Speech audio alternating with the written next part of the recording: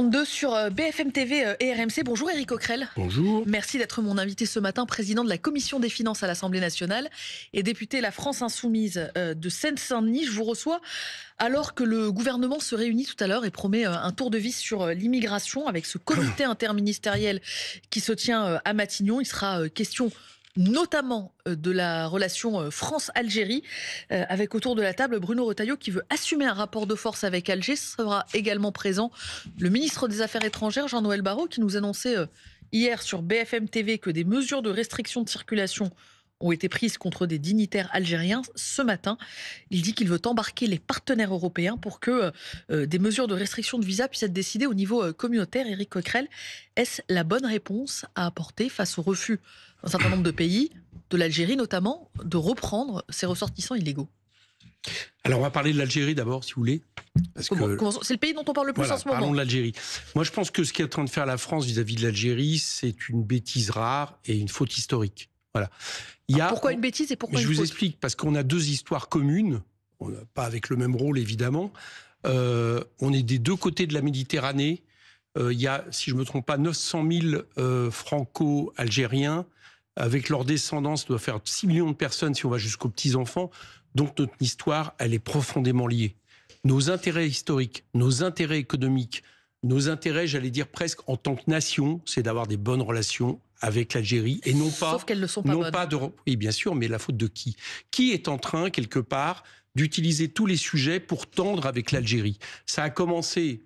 Je ne me prononce pas sur le fond, mais vous comprenez bien que quand cet été, ça a été refait il y a quelques jours par Gérard Larcher, hier je crois, va au Sahara occidental en expliquant qu'il est pour un Sahara occidental marocain, alors que tout ça est dans les mains de l'ONU, c'est-à-dire qu'il y a un travail qui est fait dessus. C'est des choses qui, évidemment, pour Alger, est vécu comme une provocation. Je ne me prononce pas encore. Je pense que la France ne devrait pas s'engager, ne serait-ce que par, justement, les franco-marocains ou les franco-algériens. Elles devraient faire attention, justement, à pas ouvrir des cicatrices et finalement, à agir en tant que puissance encore néocoloniale. Vous avez, c'est quand même paradoxal. Ça vous étonne pas que ça soit le ministre de l'Intérieur? Attendez, vous dites agir comme une puissance néocoloniale. Oui, je pense qu'aujourd'hui, la France agit encore vis-à-vis des pays de l'autre côté de la Méditerranée comme une puissance néocoloniale. Ce que dit Bruno Retailleau, il dit la méthode douce, elle a été... vous parlez de Retailleau, vous trouvez que c'est normal que ça soit le ministre de l'Intérieur qui parle des relations franco-algériennes, c'est-à-dire par rapport à un pays il a la charge de la question migratoire, le ministre de l'Intérieur. Il ne se contente pas de dire ça, vous avez remarqué. Il dit la méthode douce a été testée pour faire en sorte que ces pays délivrent un certain nombre de laissez-passer consulaires, que l'Algérie, en l'espèce, délivre un certain nombre de laissez-passer consulaires. Bruno Retailleau dit ça n'a pas marché la méthode douce. Mais ça veut dire quoi, ça n'a pas marché la méthode douce? Et donc on fait quoi? On envoie des troupes en Algérie? Enfin, c'est quoi cette histoire? Qu'est-ce que c'est que cette tension qui est provoquée? Monsieur Macron avait été... Éric Coquerel, un point important. Pour vous, elle est entretenue depuis Paris, cette tension? Je pense que Bruno Retailleau dit c'est l'Algérie qui installe le rapport de force. Oui, je pense que montrer comme ça ses muscles sans arrêt en disant attention, vous allez voir ce que vous allez voir, alors qu'on va voir rien. Aujourd'hui, l'Algérie a moins besoin de la France que l'inverse, notamment au niveau du gaz, etc. Et il y a d'autres puissances qui l'ont très bien compris. Les États-Unis l'ont très bien compris. Elles n'ont pas ce rapport avec l'Algérie. Donc tous nos intérêts, je le répète bien, tous nos intérêts sont à l'inverse de cette espèce de confrontation, mais en plus de ça, qui met en tension une grande partie de notre population. Je vous ai dit, c'est pas anodin si vous avez... L'Algérie cherche à humilier la France. Dit le ministre de l'Intérieur, dit Bruno Retailleau. Est-ce que vous avez un ministre, excusez-moi, est-ce que vous avez un ministre de l'Intérieur algérien qui se permet de dire ce que doit être la France et les rapports entre la France et l'Algérie? Enfin, c'est quand même la façon de faire, c'est hallucinant. Je crois que M. Retailleau se rend pas compte que la colonisation c'est fini. C'est pas le ministre de l'Intérieur français qui gère les relations avec l'Algérie. C'est fini ce temps-là. C'était du moment de la colonie. Donc il faut arrêter, il faut baisser d'un ton, il faut avoir à nouveau des rapports diplomatiques normaux avec l'Algérie en tant que puissance à puissance, parce que ce sont deux puissances, deux pays qui devraient être des pays amis parce qu'ils ont une histoire commune. Et encore une fois, je vous le répète, est-ce qu'on pense à nos 6 millions de concitoyens qui, d'une manière ou d'une autre, ont une filiation avec l'Algérie? Je veux dire, ça met une tension terrible. Donc, que M. Retailleau se calme, c'est à M. Barrot et à la diplomatie française de se mettre au travail, et peut-être... Parce que vous voyez bien que derrière cette question de QTF, L'obligation de quitter le voilà. territoire français. Vous voyez bien que c'est autre chose dont il s'agit. C'est-à-dire que l'Algérie utilise ça c'est clair, dans son rapport aujourd'hui avec la France, qui n'est pas un bon rapport. Monsieur Macron avait été à Alger, avait comme il le fait souvent, dit un peu tout et n'importe quoi, parlé de nouveaux rapports. Il n'y a rien eu derrière. Il n'y a rien eu de concret entre la France et l'Algérie. Donc moi, j'appelle à l'apaisement, j'appelle à avoir des relations à nouveau, j'allais dire, moins conflictuelles, et que la France arrête aussi de se mêler peut-être de ce qui se passe de l'autre côté de la Méditerranée. Éric Coquerel, comment est-ce que vous vous y prendriez, vous, insoumis, pour, un, apaiser ces relations, et deux, obtenir de l'efficacité aussi dans les demandes françaises? Enfin, j'imagine que si vous étiez au pouvoir, vous souhaiteriez aussi que l'Algérie délivre plus de laissez-passer consulaires pour un certain nombre de personnes qui n'ont pas à être sur le territoire français. Mais sûrement, mais encore une fois... Mais comment vous y prendriez? Comment ça se passe? Par exemple, je pense que si demain... Il faut aller à Alger, bien sûr, je pense que si demain qui doit s'y Jean-Luc rendre? Mélenchon ou par exemple présider le pays, puisque vous savez que je pense que ça devrait être notre candidat, ou si nous gouvernions, je pense qu'un des premiers voyages diplomatiques que nous devrions faire, c'est d'aller à Alger. Voilà, de renouer des liens, j'allais dire, basés d'égal à égal avec Alger et rediscuter, et non pas d'avoir ce genre de rapport de matamor qu'aujourd'hui M. Rataillou utilise, avec, on voit bien en plus, parce que tout est derrière, un espèce de fond raciste qui est le sien. Je pense que ce n'est pas ça. Mais mélanger la question de l'immigration, la question des OQTF et la question des rapports avec l'Algérie, je pense que ce n'est pas sain, ce n'est pas bon, et c'est pas ça qui peut régler le problème, parce que une fois fait ces déclarations, qu'est-ce qui se passe? Qu'est-ce qui se passe? Comment on va... Je pose la question, qu'est-ce qui se passe? D'accord, eh bien, il ne se passe rien parce que l'Algérie ne bougera pas par rapport à ça. Donc, c'est pas ça par ne ces moyens. servira à rien, ces mesures qui sont annoncées, Là, ces prises de parole, Éric Coquerel, sur les restrictions de circulation pour des dignitaires algériens et éventuellement des visas restreints au niveau européen. Je pense que ça ne servira à rien. D'abord parce que, contrairement à ce qui se passe depuis longtemps, on parle des dignitaires algériens qui viendraient se faire soigner en France, on s'aperçoit que progressivement, ils vont se faire soigner plutôt ailleurs qu'en France. Donc tout ça, à mon avis, c'est uniquement des déclarations pour du vent, comme souvent, malheureusement, la diplomatie française sous Macron.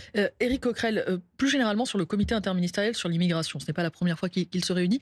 Quel regard portez-vous sur cette réunion? Est-ce qu'il y a pour vous un problème d'immigration en France? Non. Il n'y a aucun problème d'immigration?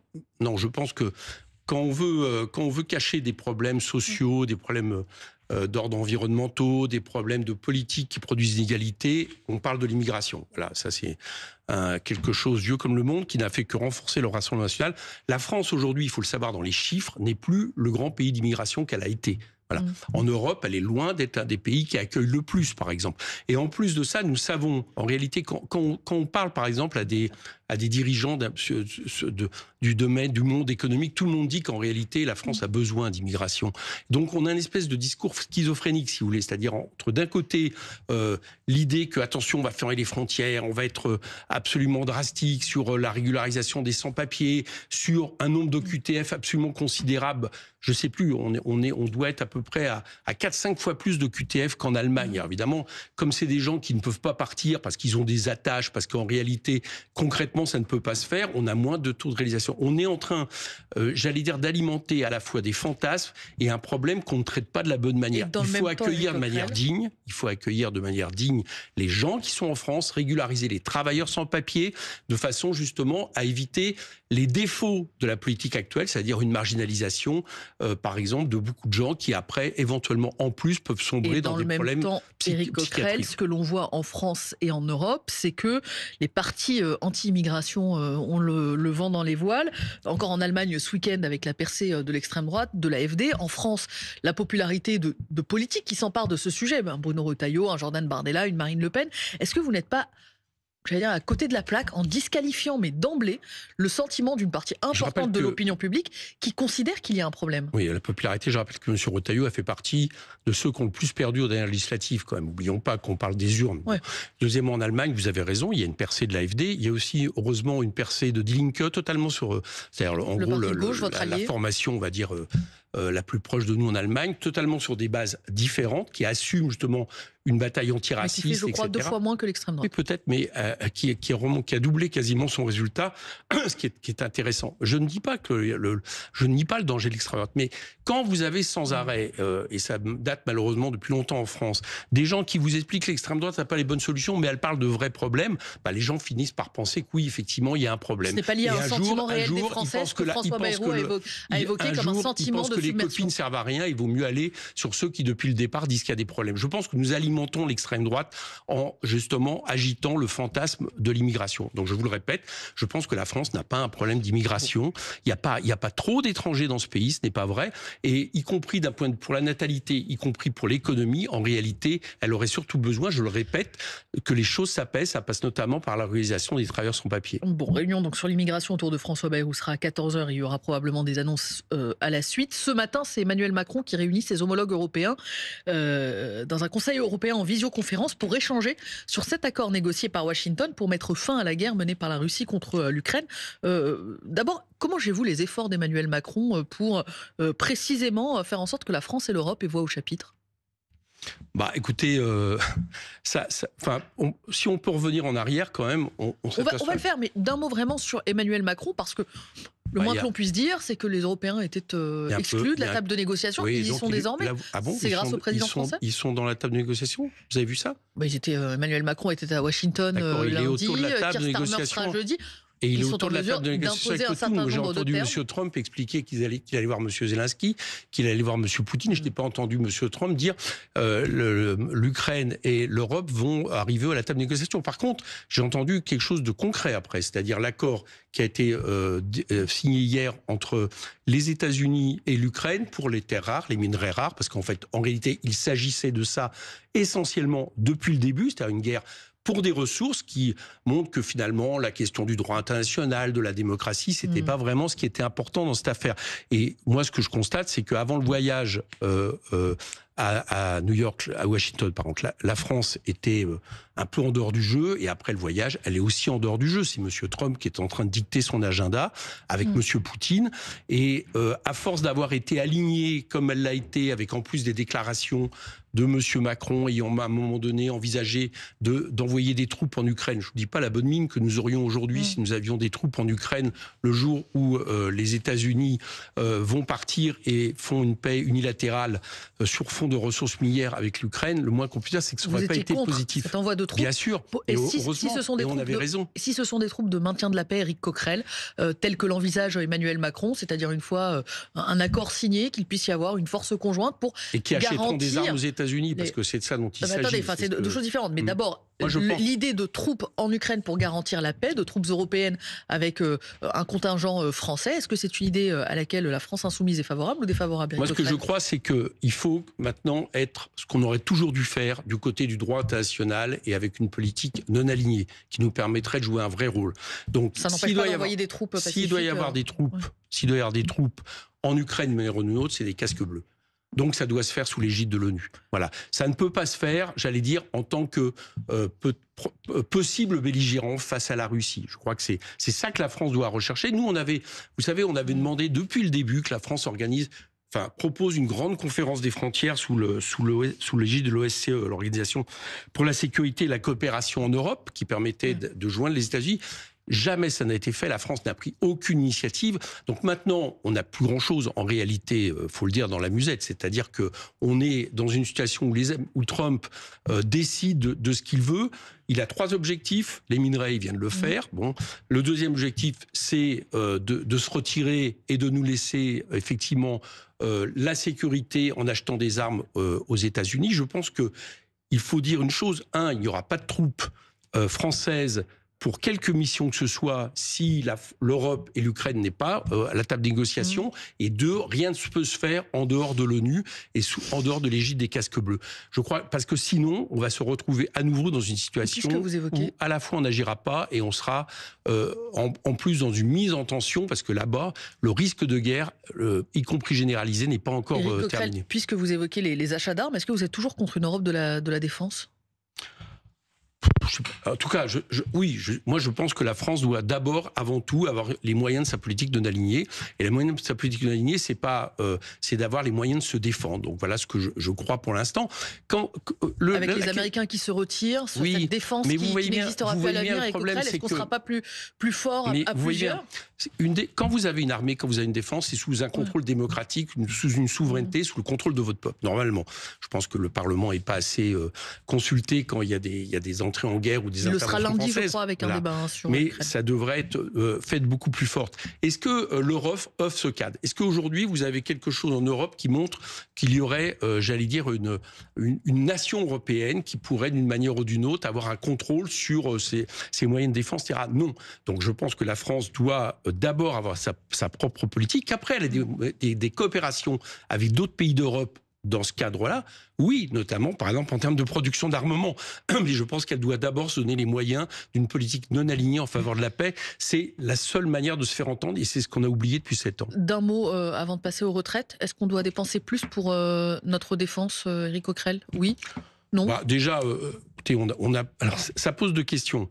Encore plus que l'effort qui a été fait ces derniers temps. Peut-être, mais vous savez bien aussi qu'on doit beaucoup dépenser, par exemple, pour l'urgence absolue, qui est la question environnementale, pour l'éducation, pour la santé, etc. Voilà. Donc, peut-être qu'il faudrait arrêter de baisser les recettes, arrêter de baisser les cadeaux fiscaux plus riches qui rapporteraient de l'argent, et peut-être qu'il faudrait, mais j'ai cru comprendre que pour l'armement, on était prêt à le faire, alors que nous le demandons depuis longtemps pour l'écologie et autres, mais les idées au moins avancent de ce point de vue-là, arrêter avec cette règle sacro-sainte des 3% de déficit qui cadenasse à un moment donné des investissements nécessaires. Éric Coquerel, demain, réunion importante. Première réunion syndicale entre partenaires sociaux pour améliorer la réforme des retraites, ce qu'on a vulgairement appelé le conclave, ou ce que plutôt le Premier ministre avait qualifié de conclave. Pour vous, que peut-il en sortir? Est-ce que vous êtes toujours sur cette ligne de l'abrogation de la réforme Borne ou rien? Oui, et il en sortira rien d'ailleurs. Comment vous pouvez le savoir? Parce que si on suit ce que M. Bayrou a dit, il veut qu'il y ait un accord pour éventuellement une nouvelle loi proposée à l'Assemblée. Sinon, il y aura la loi Borne qui continuera à être appliquée. Elle n'a pas été concluée. Vous savez bien que les différents partenaires n'y vont pas avec les mêmes objectifs. Les syndicats, ils vont avec l'objectif de revenir à 62 ans. Voilà. Bon. Les organisations patronales, ils vont avec l'objectif d'introduire de la capitalisation, c'est-à-dire faire pire encore que la réforme Borne. Donc tout ça va se terminer. J'entends que même la CFDT, Éric Coquerel, dit une part de capitalisation. Non, si ça ne trahit pas l'esprit du système par répartition, il n'y a pas de veto à ce stade de la CFDT sur ce point. Non, la CFDT dit pas ça. Si, il n'y a pas de veto. Non, je ne vais pas me faire porte-parole de la CFDT, mais la CFDT ne s'engage pas sur la voie de la capitalisation, remettant en question le système de répartition. Mais je reviens à votre question, parce qu'on n'aura pas le temps de la traiter. Je vous dis qu'à la fin, il n'y aura rien. Et tout ça sera apparu pour ce que c'était, c'est-à-dire un leurre pour éviter une abrogation qui, je vous le rappelle, était majoritaire à l'Assemblée. Voilà, c'est ça l'objectif, et pour éviter la motion de censure. Donc M. Bayrou va parvenir à ça. Il a ce conclave qui ne servira à rien. Je note quand même quelque chose, c'est que avant ce conclave, il nous avait expliqué qu'il y avait un déficit caché, plus de 50 milliards d'euros qui étaient cachés. La Cour des comptes a écarté cette piste dans le rapport qu'elle a rendu. La Cour des comptes finalement valide les chiffres du comité d'orientation des retraites, et on s'aperçoit par exemple qu'en jouant sur les cotisations, en jouant sur l'égalité de salaire homme-femme, en jouant par exemple sur le fait que des revenus qui ne sont pas soumis à cotisation, les primes et autres, soient soumis à cotisation, on peut très bien faire en sorte de revenir à 62 ans, voire 60 ans. C'est une des grandes leçons finalement du rapport du corps. La Cour des comptes dit aussi que la réforme de 2023 ne suffira pas à répondre aux besoins financiers. Ce qui est vrai, donc il faut agir sur d'autres leviers, notamment le partage de la valeur ajoutée, qui est plus d'argent du côté des salaires, donc des cotisations. Puisque vous attendez à ce que ce conclave n'arrive à rien ou n'obtienne aucune amélioration, est-ce que ça veut dire qu'à l'issue de ces réunions, il faudra à nouveau poser la question de la censure du gouvernement de François Bayrou? Ah oui, je pense, mais maintenant, oui, bien sûr. Nous, on le posera à chaque fois que c'est possible. Mais je crois que nous avons raté, le Parti socialiste nous a fait rater l'occasion qui était devant nous. Et donc maintenant, on va se retrouver avec à la fois les méfaits d'un budget qui a été voté, on va en parler sur le prix de l'électricité, mais également sur une réforme des retraites qui va être la poursuite de la réforme Borne. Sur les prix de l'électricité d'ailleurs. Il nous reste peu de temps. J'en appelle à votre casquette d'expert, de président de la commission des finances. Entre le gouvernement et l'UFC, que choisir? Qui dit vrai? Puisque l'un dit que les prix vont augmenter. Mais c'est que choisir. C'est-à-dire qu'on va passer, si vous voulez, il n'y a plus de protection, donc on va passer aux tarifs réglementés de l'Europe. Les tarifs réglementés de l'Europe, c'est 2 fois le prix de production en France. Voilà, c'est ça le bilan. Donc il va y avoir 19% d'augmentation en 2026, après 67% d'augmentation depuis 5 ans, alors que beaucoup de Français, par exemple, un Français sur 3 n'arrive pas à se chauffer en hiver. Et donc il faut arrêter avec cette politique, il faut revenir sur le prix de production en France. Il faut arrêter avec le prix tel qu'il est déterminé par l'Europe, qui nous coûte trop cher. Et puis il faut aussi arrêter avec la libre concurrence de l'électricité, qui est un bien commun. Et je parie que vous reviendrez bientôt nous en parler, puisque c'est un sujet qui passionne les Français. Il est 8h52 sur BFM TV et RMC. Merci Éric Coquerel, président de la commission des finances de l'Assemblée, de vous être arrêté sur ce plateau.